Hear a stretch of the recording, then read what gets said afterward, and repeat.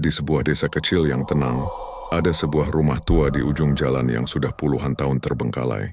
Cat temboknya mengelupas, jendela-jendelanya pecah, dan pintu depannya selalu terbuka sedikit seolah mengundang siapapun untuk masuk.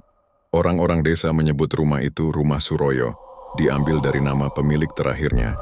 Dulu keluarga Suroyo tinggal di sana, namun satu malam seisi rumah itu hilang tanpa jejak. Tidak ada suara teriakan, tidak ada tanda perlawanan, hanya darah yang berceceran di lantai mengalir sampai ke teras. Sejak hari itu tidak ada yang berani mendekat.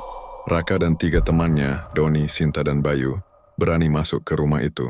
Awalnya, hanya sekadar tantangan anak muda untuk membuktikan keberanian. Mereka membawa senter, kamera, dan sedikit keberanian yang bercampur rasa takut. Begitu mereka masuk, udara di dalam terasa berbeda, dingin, pengap, dan berat. Aroma anyir seperti darah kering masih samar-samar tercium. Kalian dengar nggak?" bisik Sinta. Di tengah keheningan terdengar suara langkah kaki berlari di lantai atas. Padahal rumah itu sudah lama kosong. Mereka pun naik perlahan, tangga kayu berderit, dan setiap langkah seolah membuat jantung mereka semakin kencang. Di kamar utama ada sebuah cermin besar berdebu. Doni dengan isengnya membersihkan sedikit permukaannya. Saat dia menatap pantulan di cermin, wajahnya tiba-tiba berubah pucat. Aku lihat ada orang di belakang kita," teriaknya. Mereka menoleh cepat, tapi ruangan itu kosong.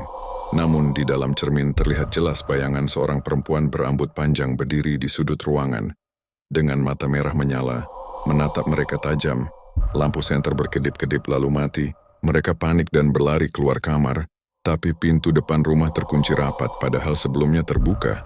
Suara tangisan anak kecil terdengar dari dalam dinding. Disusul suara laki-laki berbisik, "Kalian tidak boleh keluar. Kalian sudah menjadi bagian dari rumah ini." Sinta menjerit. Tubuhnya seperti ditarik oleh sesuatu yang tak terlihat ke arah cermin. Raka dan Bayu mencoba menariknya.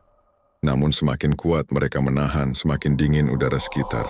Akhirnya Sinta menghilang masuk ke dalam cermin, meninggalkan teriakan yang terputus begitu saja. Raka dan Bayu berhasil kabur setelah memecahkan kaca jendela samping. Mereka berlari sekencang mungkin, tidak berani menoleh.